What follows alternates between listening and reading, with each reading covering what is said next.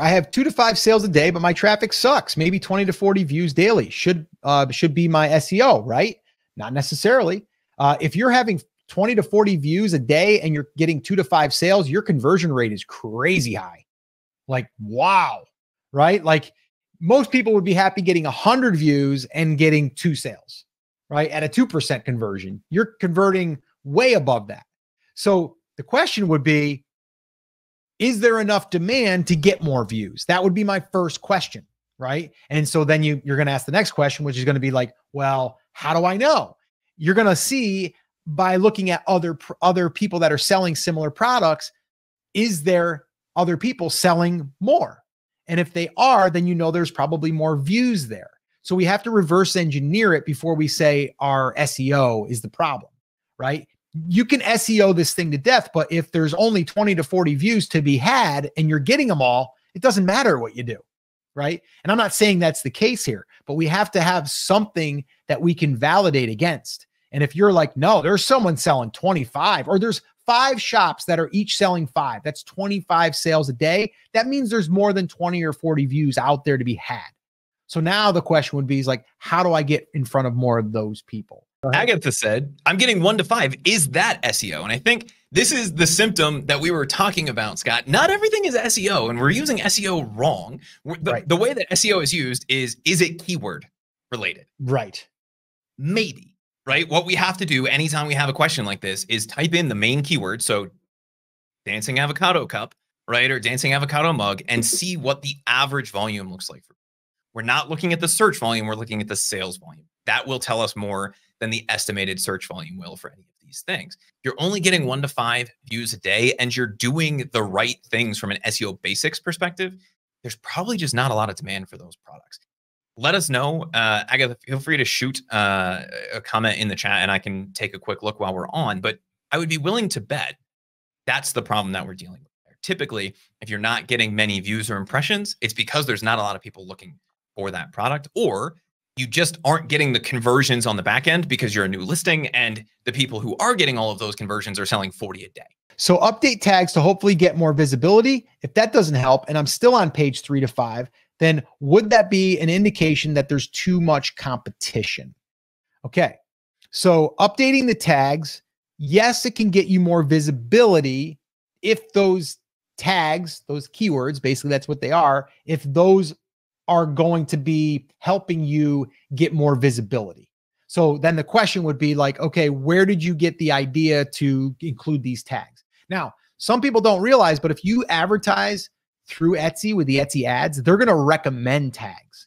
So even if you only ran Etsy ads for like 5 or 7 days at a small budget, you're probably going to get some data. That's why we talk a lot about Etsy ads and getting the data. They're going to recommend tags. Then you can go, oh, that makes sense. And then you can click it and it'll add it. So that's something. Yes, it could add more visibility. Is that going to help you rank higher? No. So here's what I would want to see you do. This is what I would do. Okay. Yours is on page 3 to 5 for a certain keyword. I would want to know, excuse me, on page 1, the person that has your spots, how many are they selling a day? That's what I would want to look at. Okay. And I'd want to go there and go, okay, they're showing up, not paid ads, by the way, just organic. And I'd want to know, okay, the top 3 to 5, how many are they selling a day? How many are you selling a day? Okay. And so then I would then ask the question, how do I sell to get in that spot? Well, some of the things I shared earlier, which is basically run a sale if you're not running one, because that's going to give you more visibility in the sales sections of Etsy. And then I would turn on Etsy ads and try to generate sales, even if I'm not making any money. Okay. And I know a lot of people don't like to hear that, but that's what you got to do. It's like any business. If you're starting a business, you got to spend money for advertising to let people know you're there. Sales is going to be the answer. Sales and conversions are going to be the answer to get to page 1. So is there too much competition? Not really, if you can force your way in by getting more sales, but that might take doing, the Etsy ads and not making as much money on your first 50 sales, but it's going to help you get to page 1. Yeah, and I think that's a great example of why ranking where you want to rank can take time on the organic side. And it's another reason why we're such big fans of Etsy ads, right? if I launch a new listing today and I convert it 100%, that doesn't mean Etsy is going to rank me first because Scott's been converting at 50% for the last 5 years, right? So they're going to weigh that out and say, okay, Chris had 2 people see his listing. They both bought.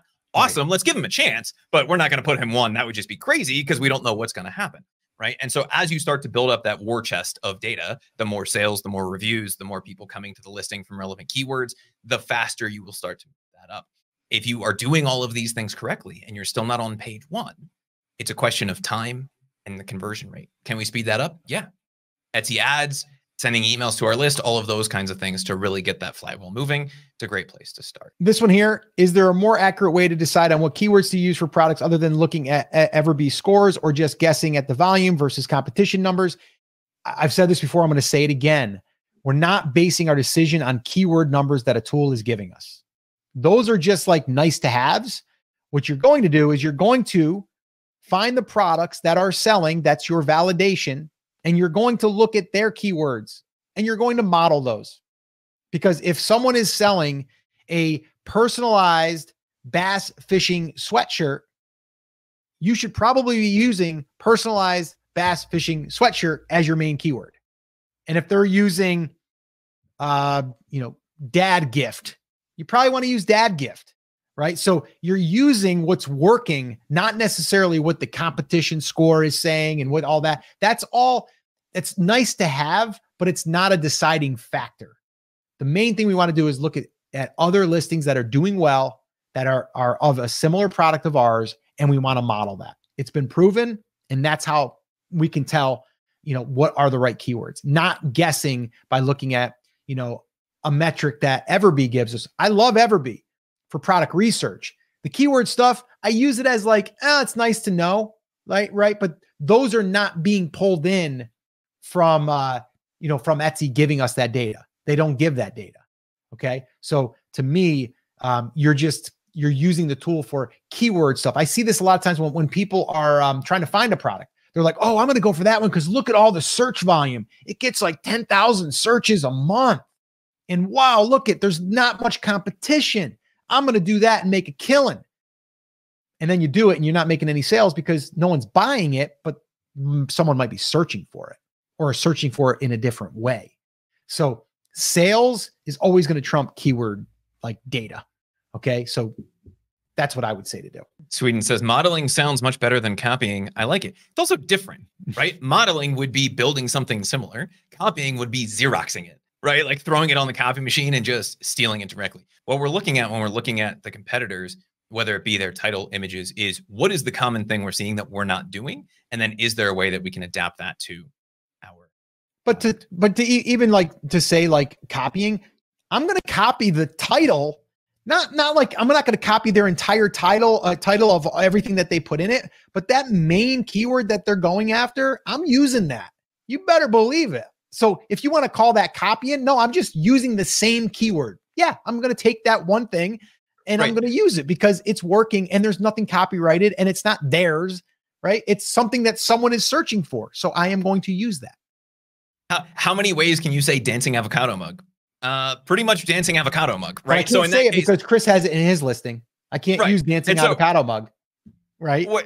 Right. Like there is going to be a time where you take that and use it. And it's at the keyword level. We're not saying copy and paste the entire thing. Right. But if that's what they're calling the product and they're selling 100 times more than you are, maybe there's something to it. Might want to use right. That. And we should be looking at what's working and what's not.